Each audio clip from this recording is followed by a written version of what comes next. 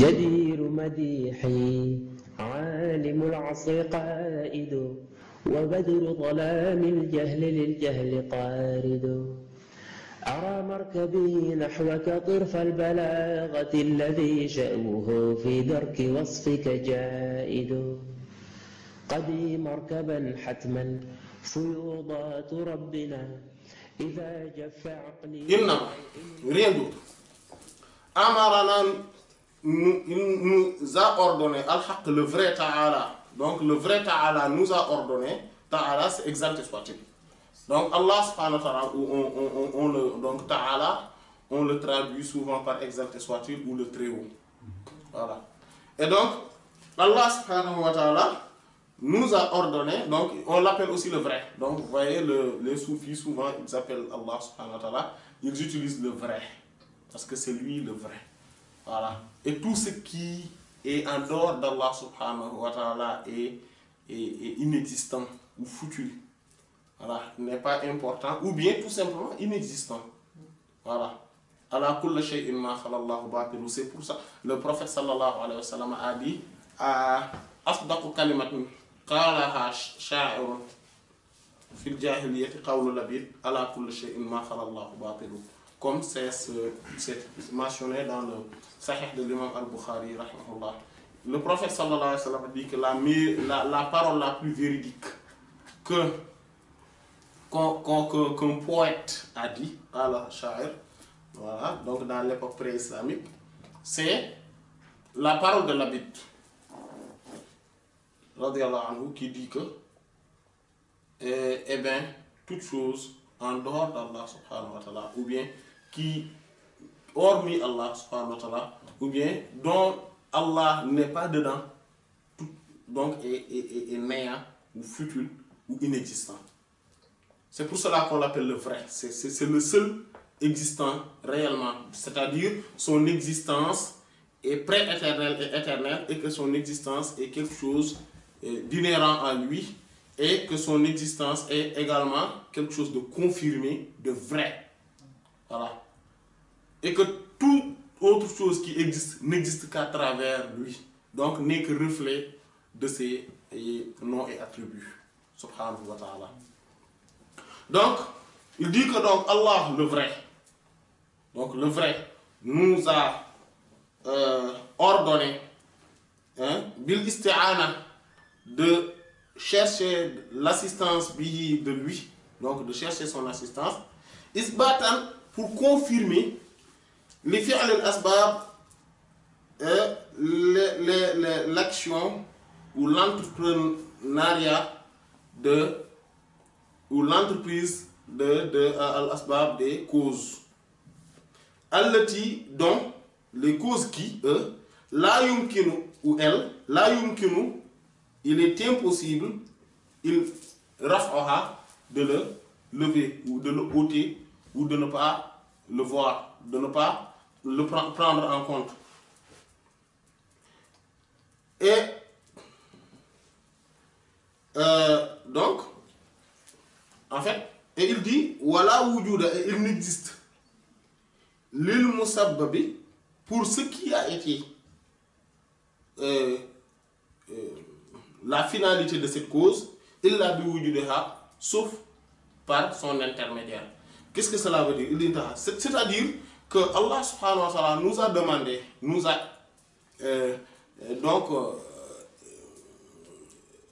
lui demander ou à chercher de nous qu'on lui demande assistance dans toute chose, devant toute chose, en disant Bismillah, ou bien en cherchant son assistance dans toutes circonstances pour confirmer les causes. Parce qu'en fait, nous, on voit que les causes existent. Ça, on ne peut pas nier cette évidence. Voilà, les causes sont là. Mais toutes ces causes-là ne sont qu'en réalité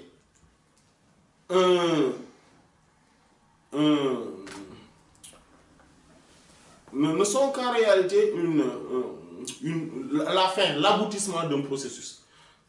Et le processus consiste au nom divin, et au nom et attributs divins. Donc les noms et attributs d'Allah subhanahu wa ta'ala étant donc à l'origine de toute chose, et la cause n'est qu'un reflet de ses noms et attributs divins. Voilà. Et donc, nous, on ne peut pas nier cela. Allah subhanahu wa ta'ala nous demande donc, à chaque chose, sur toute chose que l'on doit faire, ou dans toute réaction, de se dire que voilà, Allah subhanahu wa ta'ala est là, et donc c'est lui qui a instauré cette cause-là. Par exemple, le fait que apprendre permet de savoir, de connaître, est une cause. Donc apprendre l'apprentissage en tant que tel ou l'enseignement est une cause. Mais ce n'est pas la vraie cause, ce n'est pas la vraie raison pour laquelle on connaît. C'est Allah subhanahu wa ta'ala qui enseigne, qui fait connaître. Comme il dit, et c'est lui qui vous a fait connaître, vous a fait savoir ce que vous n'aviez jamais connu. Donc la connaissance vient d'Allah subhanahu wa ta'ala directement. Mais comme il faut, en fait, les 5 sens sont des canaux. Donc l'apprentissage à travers les 5 sens ne sont que des canaux. Mais qui enseigne directement, qui enseigne véritablement, c'est Allah subhanahu wa ta'ala. C'est pour cela qu'on ne peut pas se dire que c'est moi qui... Voilà, c'est parce que j'ai appris que je connais ou que j'ai de la science. Non, on dit tout simplement que Allah subhanahu wa ta'ala nous a fait savoir. C'est comme ça qu'il faudrait voir les choses. Parce que beaucoup d'autres ont aussi appris. Et ont fait beaucoup plus d'efforts que toi dans l'apprentissage, mais qui n'ont pas abouti à la science que tu disposes, dont tu disposes. Et donc, voilà, on ne peut pas aussi dire que c'est parce que j'ai fait du commerce, j'ai mis en place beaucoup d'entreprises que j'ai eu une richesse. Non, c'est Allah subhanahu wa ta'ala qui m'a donné cette richesse-là. Les causes sont là, on ne peut pas les nier, donc on va aller les chercher à travers les causes. Donc, parce que le fait de délaisser ces causes est une forme de manque de convenance ou de règle de bienséance par rapport à Allah subhanahu wa ta'ala. Comme Sidi Abu Bakr le disait, le fait de délaisser donc at-tasabbub, voilà, la quête des causes est une forme même de manque de convenance et de bienséance, d'une politesse spirituelle envers Allah subhanahu wa ta'ala. Donc Allah subhanahu wa ta'ala a mis en place les causes pour nous montrer, et c'est comme si c'est un langage à travers lequel il nous parle. C'est comme, voilà, comme vous voyez les panneaux de signalisation quand quelqu'un conduit. Il voit à travers les panneaux de signalisation un langage que l'État lui adresse, ou l'État ou le service en tout cas qui s'occupe de la sécurité routière, etc. lui adresse, lui dit que voilà, le feu est rouge, donc il faut que toi tu t'arrêtes. Mais le feu est vert, bon, donc tu peux y aller. Voilà. Et quand il voit donc là où il sait stop, etc., c'est comme s'il lui dit, ben écoute, il faut que tu t'arrêtes un peu pour voir si de part et d'autre il n'y a aucune voiture qui arrive et pour que tu puisses continuer. Voilà. Donc ça, c'est un langage qu'on lui adresse. Donc le panneau est là, mais le panneau ne parle pas. Il ne parle pas, mais c'est l'agent qui parle. Mais il a parlé à travers ce panneau-là. Donc Allah subhanahu wa ta'ala a mis en place ces causes pour nous dire que, voilà, si tu veux telle chose, c'est moi qui le donne. C'est de moi que tout vient, que tout provient. Mais si tu le veux réellement, passe par ce canal-là. Si tu as soif, tu as vraiment soif, et que tu veux que cela soit, que tu arrives à satiété, maintenant, bon, j'ai créé ce qu'on appelle l'eau. De l'eau. Et donc, prends de l'eau et bois-le, hein, et le soif se dissipera. En fait, ça, c'est un cadeau. L'eau en tant que telle n'enlève pas ce soif-là. Mais Allah subhanahu wa ta'ala nous a... C'est comme si, en fait, c'est pas comme si, entre guillemets, en fait, c'est la réalité. Il nous parle à travers cela, en nous disant, prends de l'eau et je vais satisfaire ton besoin de soif que tu as. Voilà, c'est une expression qu'Allah subhanahu wa ta'ala, c'est le langage qu'Allah subhanahu wa ta'ala utilise avec nous. Voilà. Tu veux avoir de l'argent? Tu veux? Ben, va faire du commerce ou va essayer de rédiger un CV et tu vas aller chercher un travail, ou bien va faire de l'agriculture ou de l'élevage, etc., etc., etc. Donc, alors que Allah subhanahu wa ta'ala est le véritable pourvoyeur, c'est lui-même qui donne. C'est lui-même qui s'occupe de la subsistance des créatures. Il n'existe, comme Allah subhanahu wa ta'ala l'a dit, il n'existe aucune créature sur terre si ce n'est que sa subsistance est en Allah subhanahu wa ta'ala. Donc c'est Allah subhanahu wa ta'ala qui s'occupe de la subsistance de ces créatures et qui les pourvoit, qui est le véritable pourvoyeur. Mais c'est un langage à travers lequel il nous parle et à travers lequel il fait, il agit. Nous, on ne peut pas composer directement ou traiter directement avec les noms et attributs d'Allah subhanahu wa ta'ala. Directement, on ne peut pas. Par exemple, si Allah subhanahu wa ta'ala nous montrait sa science ou sa force contraignante, etc., nous, on serait écrasés dès la première manifestation. Mais il se manifeste à travers des voiles. Et ces voiles-là, c'est ce qu'on appelle les causes. Voilà. Quand on voit, par exemple, quand on sent la douleur de quelque chose qui nous frappe, on sait que voilà, la force d'Allah subhanahu wa ta'ala est là. Mais Allah subhanahu wa ta'ala ne va pas nous frapper par juste cet attribut-là de force, sinon on ne pourrait pas tenir. Il ne nous montre pas aussi ses connaissances à travers juste une connaissance comme ça. Non, on ne pourrait pas tenir. Et il a créé des choses qui sont insupportables pour le commun des mortels. Par exemple, souvent, il y a des gens qui sont devenus fous parce que tout simplement, ils ont vu quelque chose qui dépasse leur entendement. Ou ils ont entendu des choses qui dépassent leur entendement et ils sont devenus fous. Imaginons maintenant si Allah subhanahu wa ta'ala, pour nous faire comprendre certaines choses, nous le dit directement. Il a utilisé les causes pour nous montrer que c'est lui qui est là, c'est lui qui nous donne, c'est lui qui fait, c'est lui qui agit, c'est lui qui dit, etc., etc. Et maintenant, le fait que nous cherchons son assistance nous montre que, voilà, donc il dit que pour confirmer, pour établir ces causes-là, le fait d'entreprendre ces causes, et donc on entreprend cette cause, et on se dit que voilà, cette cause-là n'est qu'un voile à travers lequel Allah subhanahu wa ta'ala se manifeste en nous, ou à nous. Voilà. Sans cela, rien ne pourrait exister. Parce qu'on n'aurait pas la force de comprendre tout cela et de les supporter aussi.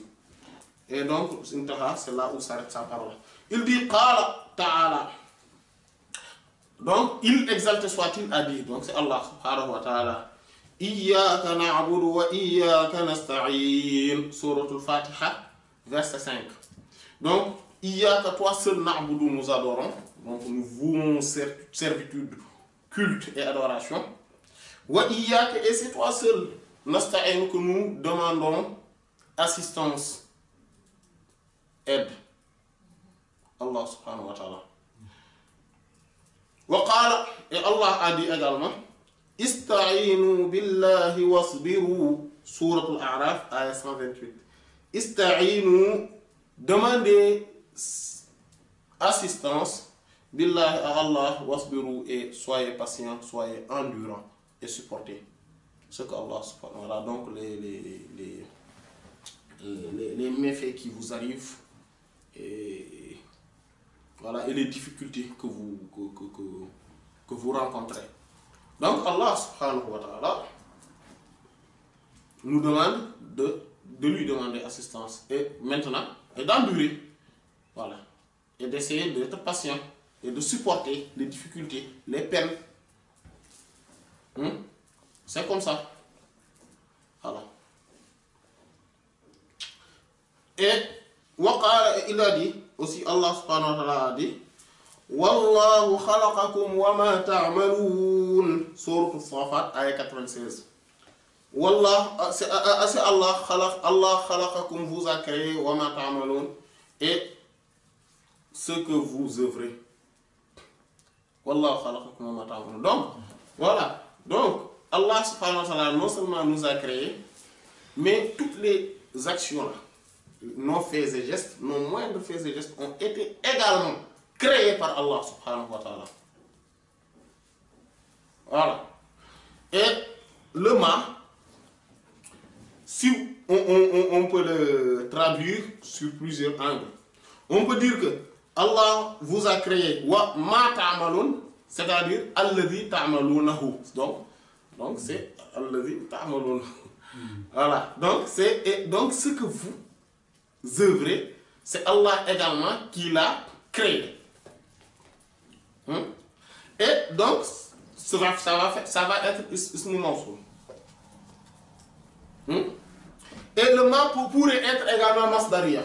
C'est-à-dire que donc on dit c'est-à-dire que le ma qui montre qu'il y a un substantif qui est là. Donc c'est-à-dire que Allah wallahu khalaqakum, donc wa ma ta'maluna, donc wa amalakum. Et donc quand ce ma est masdariya, c'est Allah vous a créé et il a créé également vos œuvres. Donc là, on n'a pas besoin de mettre le damir, donc le pronom à la fin. Wa ma ta'maluna, bima'na walladhi ta'malunahu. Le ha là, à la fin, hu, le damir, le pronom là, on n'a pas besoin de le mettre comme sous-entendu. Et le ma pourrait être également nafiya, c'est-à-dire le ma qui réfute, qui est là pour réfuter, pour dire que cela n'a pas existé. Il dit donc c'est Allah qui vous a créé et vous n'avez pas véritablement agi. Vous n'avez pas véritablement œuvré. Tout ce que vous voyez là comme œuvre provenant de vous ne sont que des causes qui sont là, n'est que voile. Mais c'est Allah subhanahu wa ta'ala qui œuvre à travers tout cela. Donc il faut voir Allah subhanahu wa ta'ala à travers tout cela. C'est pour cela que Iyyaka na'budu wa iyyaka nasta'in est important. Donc Allah, c'est toi seulement que nous adorons. En fait, Iyya signifie ça. Toi seulement, uniquement. Toi uniquement que nous adorons. Mais c'est toi aussi uniquement que nous demandons assistance, aide. Voilà.